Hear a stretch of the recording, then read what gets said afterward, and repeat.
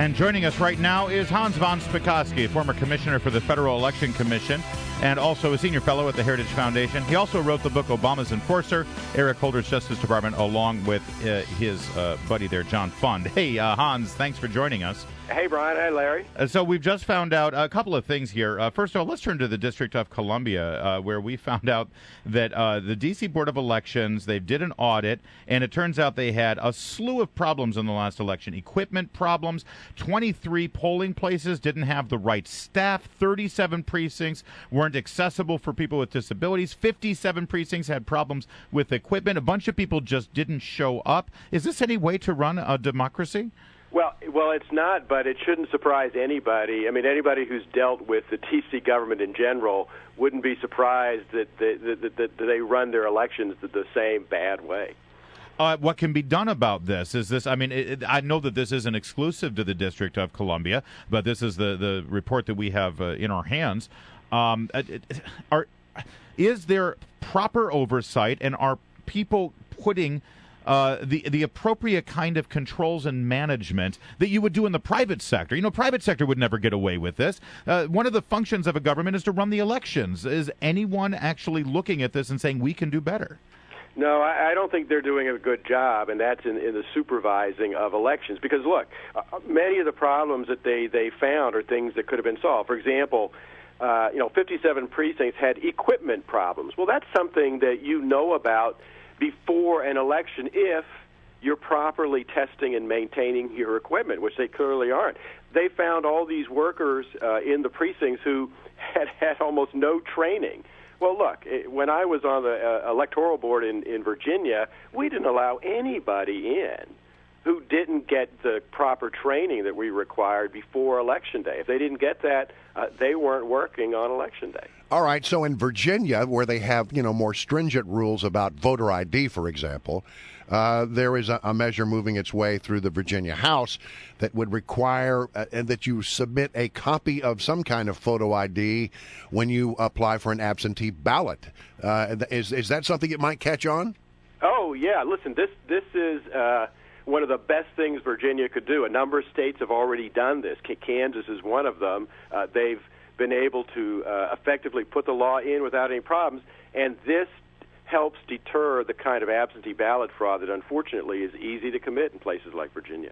Yeah, how bad is the problem in Virginia and elsewhere with people who misuse the absentee ballot process?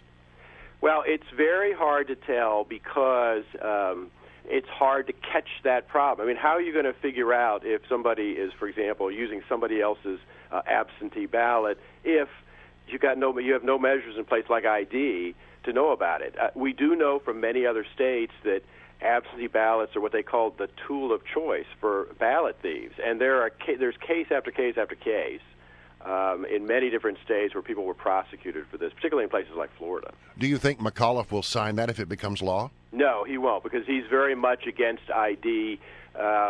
You can see what he wants to do, by the way. He's trying to manipulate, for example, the state election board, where he was trying to appoint a Republican who really isn't a Republican. Our guest is Hans von Spakovsky, former commissioner of the Federal Election Commission, and you've got a busy day today, Hans, and it strikes me to the core what you're about to do because, for those who don't know, before I got into radio, I was a blogger. I like to write on the Internet. I continue to write on the Internet. I post my opinions on the Internet. I think it's everyone's right to do so.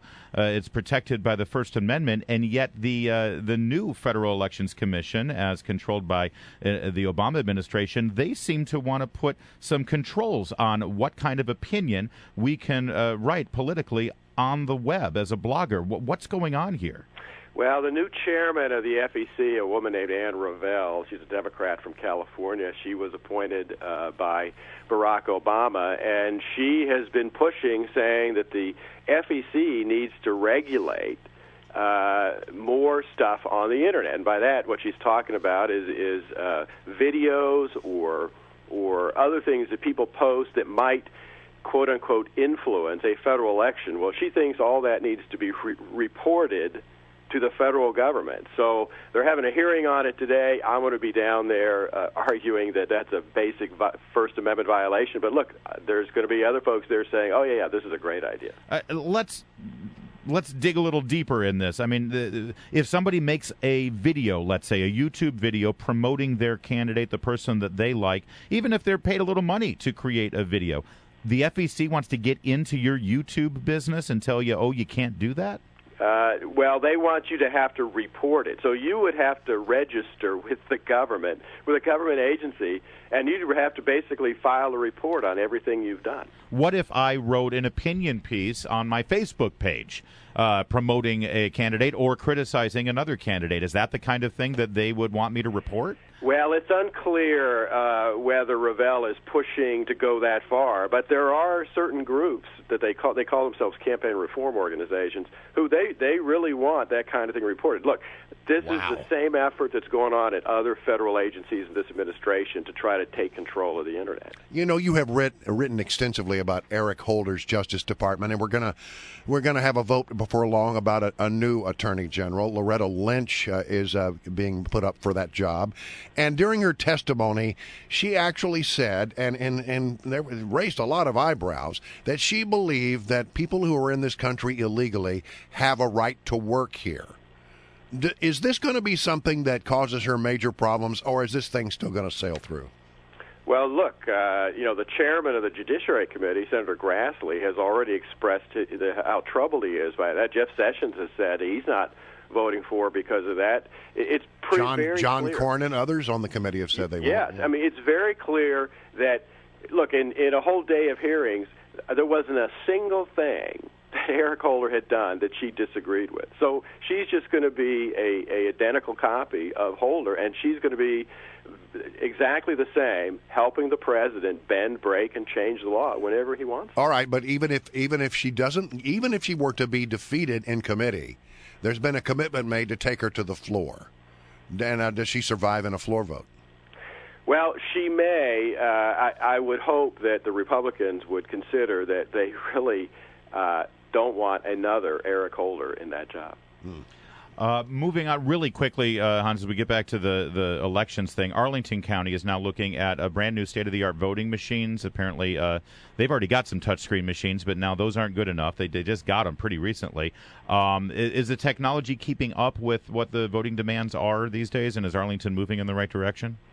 Yeah, most of the new equipment that's out there is, frankly, a lot better than the old voting equipment that people are using. You just got to be really careful that whatever you get something that's got an audit trail, so that if any questions come up about the software or anything else that's counting the vote, you've got actual ballots you can go back and look at. Gotcha. Great stuff. We hit a lot of topics there with you. And again, Hans von Spakovsky, he is at the Heritage Foundation. His book, Obama's Enforcer, Eric Holder's Justice Department, is still available, and he will be testifying on behalf of free speech today before the FEC. Good luck with that. I can't believe you even have to do that. I thought the First Amendment was pretty sacred.